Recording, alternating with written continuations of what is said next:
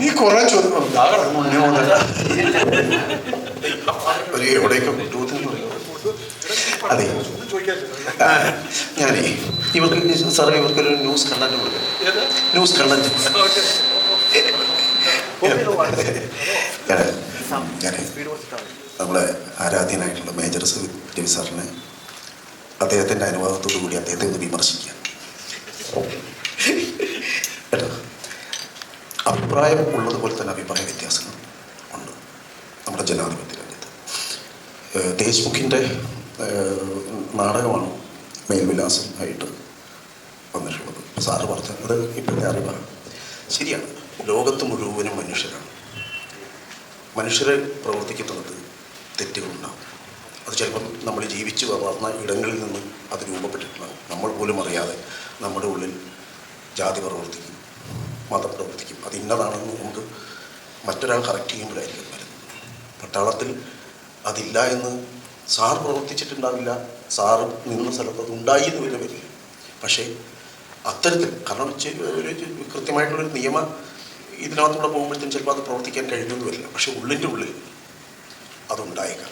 ആ ഒരു സാധ്യതയെ തുറന്നു കാണിക്കുന്ന ഒരു സിനിമ തന്നെയാണ് മേൽവിലാസം. അങ്ങനെ ഒരു സാധ്യത ഉണ്ടായേക്കാം. നമ്മുടെ ഈ മനുഷ്യരുള്ളിടത്ത് മാത്രമാണ് ഇതെല്ലാം പ്രശ്നമുള്ളത് അല്ലേ? മനുഷ്യർക്കല്ലേ ഇതെല്ലാം ഉള്ളത്. അവർ ഇപ്പോൾ ചിലപ്പം നമ്മൾ തന്നെ ഈ വിദ്യാഭ്യാസമായിട്ട് ഇത്തിരി ഒന്ന് താഴ്ന്ന ഇല്ലെങ്കിൽ ഒരു വിദ്യാഭ്യാസമില്ല എന്ന് പറയുന്നൊരു മനുഷ്യനോട് വിദ്യാഭ്യാസമുള്ളൊരു ആൾ ഇടപെടുന്നതിനകത്ത് ചില വ്യത്യാസങ്ങളുണ്ടാകും. ദൂരെ മാറി നിൽക്കുന്ന ഒരാൾക്കായിരിക്കും ആ ഇടപെടൽ ചിലപ്പം ഏറ്റവും നന്നായിട്ട് മനസ്സിലാവുക. ഇപ്പോൾ സാറ് നിന്ന സ്ഥലത്ത് അതൊന്നും ഉണ്ടായിന്ന് വരില്ല, സമ്മതിക്കുക. അതെ, പക്ഷേ ഉണ്ട് എന്ന് പോലീസിലുണ്ട്, സാധാരണ കച്ചവട സ്ഥാപനങ്ങളുണ്ട്, മനുഷ്യർക്കിടയിലുണ്ട്, ഇതെല്ലാം ഉണ്ട്. ഇതൊക്കെ ഏറ്റവും ശരിക്കും പറഞ്ഞാൽ അത് അനുഭവിച്ചിട്ടുള്ളവർക്ക് മാത്രമേ ഉള്ളൂ. സാമ്പത്തികമായിട്ടുള്ള അസമത്വം അനുഭവിച്ചിട്ടുള്ള മനുഷ്യരുണ്ട്. നിറത്തിൻ്റെ പേരിൽ എന്തിനാ കഷണ്ടി വന്നതിൻ്റെ പേരിൽ അസമത്വം അനുഭവിക്കുന്ന ആൾക്കാരുണ്ട്. പറഞ്ഞതേ ഉള്ളൂ. അപ്പം നമുക്ക് പട്ടാളത്തിൽ അതില്ല എന്നല്ല, അതുണ്ടാവും. മനുഷ്യരാണ്. എല്ലാം തുടക്കം എവിടുന്നായിരിക്കും അറിയാം. ഒരു ഇൻഡിവിജ്വൽ, ഇത് പട്ടാളം എന്നുള്ളതല്ല, പോലീസ് എന്നുള്ളത്, ഒരു ഇൻഡിവിജ്വൽ എങ്ങനെ വളർന്നു വരുന്നു എന്നുള്ളതാണ്. അവിടെയാണ് നമ്മുടെ സമൂഹം ഇനിയും ഉണരേണ്ടത്. മക്കളെ വളർത്തിക്കൊണ്ടുവരുന്ന സമയത്ത് കുട്ടിക്കാലം തൊട്ട് പഠിപ്പിക്കേണ്ട ചില കാര്യങ്ങളുണ്ട്. ഇത് അച്ഛനമ്മമാർ മറക്കുകയാണ്. ഈ വർണ്ണവിവേചനം, ജാതി വിവേചനം, അല്ലെങ്കിൽ അയലോകക്കാരൻ അതാണ്, അവൻ മറ്റതാണ്, ഇവൻ ഇതാണ് എന്നിപ്പോൾ വീട്ടിൽ കുട്ടികളുടെ മുന്നിൽ വെച്ച് സംസാരിക്കരുത്. ഇത് മറ്റുള്ളവരെ കുറിച്ച് പറയുന്ന സമയത്ത് ഈ കുട്ടിയുടെ മനസ്സിലാക്കുന്നത് കേട്ടോ, ഓ അത് ശരിയല്ല അല്ലേ, അവൻ തൊപ്പിയിട്ട് മദ്രസയിൽ പോകുന്നല്ലേ, അത് വീട്ടിൽ സംസാരിച്ചിട്ടാണ്. നേരെ വെച്ചാൽ അത് വീട്ടിൽ സംസാരിക്കുന്നില്ലെങ്കിൽ അവൻ തൊപ്പിയിട്ടാലും ഓക്കെ, ഇവൻ ചന്ദനക്കുരി തൊട്ടാലും ഓക്കെ, അല്ലെങ്കിൽ കുരിശ് കഴുത്ത് കെടുത്തുകയാലും ഒരു പ്രശ്നമില്ല. അത് വളർത്തുന്നിടത്താണ്. കാരണം എൻ്റെ അമ്മ അങ്ങനെ ആയതുകൊണ്ടാണ് ഞാൻ എല്ലായിടത്തും അമ്മയെക്കുറിച്ച് പറയുന്നത്. ഇതുകൊണ്ടാണ്. പിന്നീടാണ് പറയുന്നത് അമ്മ ഒരു യൂണിവേഴ്സിറ്റി ആയിരുന്നു, നല്ല കാര്യങ്ങൾ പറഞ്ഞു തന്നിട്ടുള്ളൊരമ്മ. അതുകൊണ്ട് സിനിമയിൽ കണ്ടത് പട്ടാളത്തിൽ നടക്കുന്നത്, ഇപ്പം എന്നെപ്പോലെ ഒരു ഓഫീസറാണെങ്കിൽ I will not accept it.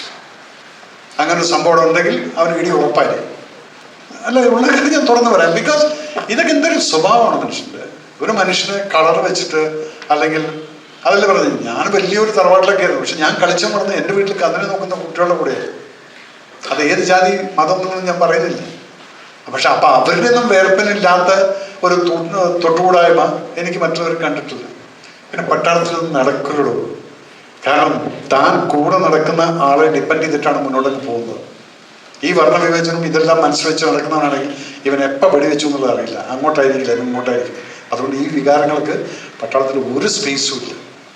Sir വേറെ ഒരു കാര്യം കൂടി. അതായത് ഏതൊരു കൺട്രി ഉണ്ട്, ആ കൺട്രിയിൽ ആ രാജ്യത്തിലെ ഏത് ആളുകളായാലും 2 വർഷമെങ്കിലും പട്ടാളത്തിൽ ജോയിൻ ചെയ്യണമെന്നുണ്ട്. നമ്മുടെ ഇന്ത്യയിൽ പലരും ഗവൺമെന്റ് സാധ്യതകൾ, ഐ മീൻ ആ ജോലി, അവരുടെ സേവനങ്ങൾ കിട്ടാൻ വേണ്ടി പട്ടാളത്തിൽ ജോയിൻ ചെയ്യാൻ പോകുന്നവരുണ്ട്. ഒരു നിശ്ചിത ശതമാനം ആളുകൾ, എല്ലാവരും അല്ല. അപ്പൊ അത്ര ആളുകൾ രാജ്യസ്നേഹത്തോട് മാത്രമല്ല ഒരു പട്ടാളത്തിൽ പോകുന്നത്. മോനെ, ഞാൻ ഒരിക്കലും രാജ്യസ്നേഹിയായിട്ടല്ല ഞാൻ പട്ടാളത്തിൽ പോയി. തുറന്നു 17 വയസ്സിൽ നാട് വിട്ട് ഓടിപ്പോയിട്ട് പട്ടാളത്തിന് യൂണിഫോം ഇട്ട വ്യക്തിയാണ്.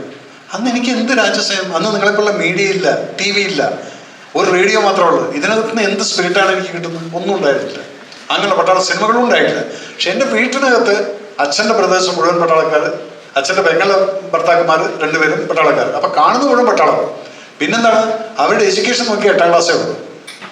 അപ്പം എൻ്റെ ഐഡിയ എന്തായിരുന്നു, പഠിക്കേണ്ടാത്തൊരു സ്ഥലം പട്ടാളമാണ്. അങ്ങനെ ഞാൻ 9ലും തോറ്റു, 10ലും തോറ്റു. അത് കഴിഞ്ഞ് ഞാൻ പട്ടാളത്തിൽ പോയതാണ്. അവിടെ ചെന്ന് ഞാൻ അറിയാതെ രാജ്യസ്നേഹിയായിട്ടുള്ളത് എങ്ങനെയെന്ന് ചോദിച്ചു കഴിഞ്ഞാൽ കഠിനമായ ട്രെയിനിങ്ങിലൂടെ മാറ്റിയെടുക്കുന്നതാണ്. അല്ല, അത് ഞാൻ പറഞ്ഞുതരാം.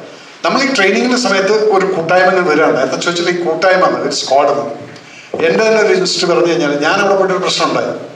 ഒരാളെ അടിച്ചു. അതിൻ്റെ പേരിൽ എൻ്റെ എൻക്വയറി ഒക്കെ നടന്നു. എന്നിട്ട് ഞാൻ രക്ഷപ്പെട്ടപ്പോൾ എന്ത് പറ്റി, ട്രെയിനിങ്ങിന് പോകുമ്പോൾ ഈ സ്ക്വാഡ്, രവീന്ദ്രനുള്ള സ്ക്വാഡ് ഏതാണെന്നുള്ളത് 872. എല്ലാ ഇൻസ്ട്രക്ടേഴ്സിനും ആ സ്ക്വാഡ് വേണം. എന്തിനാണെന്നറിയാമോ, എല്ലാവരും കൂടെ എന്നെ ഒറ്റയ്ക്ക് പണിഷ് ചെയ്യാൻ പറ്റില്ല. അപ്പം ഈ 20 ആൾക്കാരും പണിഷ്മെന്റ് വാങ്ങിക്കുന്നത് എന്തുകൊണ്ട്, ഞാൻ ചെയ്ത തെറ്റിന് നാളെ മറ്റവൻ ചെയ്യുന്ന തെറ്റിന് ഞാനും ഉണ്ടായിരിക്കും. അങ്ങനെയാണ് ഈ കൂട്ടായ്മ വരുന്നത്. പിന്നെ ആരും നമ്മൾ കുറ്റം പറയില്ല. അങ്ങനെ ഒരു ട്രെയിനിങ്. അപ്പൊക്കെ ഞാൻ ആലോചിക്കും, ഇതെന്തിനീ ഒരാൾ ചെയ്ത കുറ്റത്തിന്, ഇതൊക്കെ ഒരു ട്രെയിനിങ്ങിൻ്റെ ഭാഗമാണ്. പക്ഷെ നമ്മൾ എപ്പോഴാണ് ഇത് മാറിയെന്നുള്ളത് കത്തെഴുതുമ്പോഴാണ് നമ്മൾ റിയലൈസ് ചെയ്യുന്നത്. ആദ്യത്തെ പ്രാവശ്യം ഓണത്തിന് അമ്മ വിളിക്കുന്ന സമയത്ത്, അമ്മ ഈ പണ്ടാറക്കടന്മാർ വിടുന്നില്ല, അതാണ് ഇവിടെ എന്ന് നമ്മൾ തിരക്ക് വിളിക്കും. പിന്നീട് നമ്മൾ അറിയാതെ കത്തെഴുതുന്നത്, അമ്മ ഇവിടെ എല്ലാവരും മലയാളീസാണ്, എല്ലാവർക്കും ലീവ് കൊടുത്തിട്ട് പോകാൻ പറ്റില്ല, ഇപ്രാവശ്യം എനിക്ക് ലീവില്ല അമ്മ, അപ്പോൾ ഈ ഓണത്തിന് ഞാൻ വരുന്നില്ല. കത്ത് പോസ്റ്റ് ചെയ്തതിന് ശേഷം നീ ആലോചിച്ച് നോക്ക്, you became patriotic because you start thinking for others. മറ്റുള്ളവർക്കും വേണ്ടി കൂടെ ചിന്തിക്കാൻ തുടങ്ങുന്ന സമയത്താണ് ഈ ഒരു ദേശസ്നേഹി ആവുന്നത്. അതുകൊണ്ട് ഇന്ന് കുട്ടികളെ കൊണ്ട്, ഇന്ന് കുട്ടികൾ കാണുന്ന സിനിമകൾ, അവർ ഓരോ സിനിമയിലുള്ള ആ സ്പിരിറ്റ് വെച്ചിട്ട് ഐ വോണ്ട് ടു ജോയിൻ എന്നുള്ളത് വരുന്നുണ്ട്. പക്ഷെ അന്ന് ഉണ്ടായിരുന്നില്ല. ഇന്ന് പലരും അവിടെ വരുന്ന ആ പെട്രിയോട്ടിസത്തിൽ തന്നെയാണ് ഇന്നത്തെ കുട്ടികൾ വരുന്നത്. ഞാൻ ട്രെയിനിങ് കൊടുക്കുന്നുണ്ട് കുട്ടികൾ എൻ്റെ അക്കാഡമിയിൽ. അവരെല്ലാം ആ സ്പിരിറ്റാണ്. അതുകൊണ്ട് ഇത് പറയരുത് പെട്രിയോട്ടിക് ആയതുകൊണ്ടാണ് അവിടെ അവിടെ ചേർന്നത്. അവിടെ ചെന്നാൽ ഓട്ടോമാറ്റിക് ആയിക്കോളും പറഞ്ഞു. ഈ പറഞ്ഞ കാര്യങ്ങളൊക്കെ നീ ചോദിച്ചല്ലോ, മേൽവിലാസം, ഈ ഇതൊന്നും ഇല്ലാതെ നമ്മളൊരു ന്യൂട്രലായിട്ട് എല്ലാവർക്കും വേണ്ടിയിട്ടെന്നുള്ള ആ ഒരു സ്റ്റേജ് നമ്മൾ കാണുന്ന സമയത്ത് വി ബിക്കം ഡിഫറെൻറ്റ്. ഒരിക്കലും ഞങ്ങൾ ഡിസ്പാരിറ്റി കാണിക്കാറില്ല. എനിക്ക് ഈ സിനിമയെക്കുറിച്ച് നീ വല്ലതും ചോദിച്ചാൽ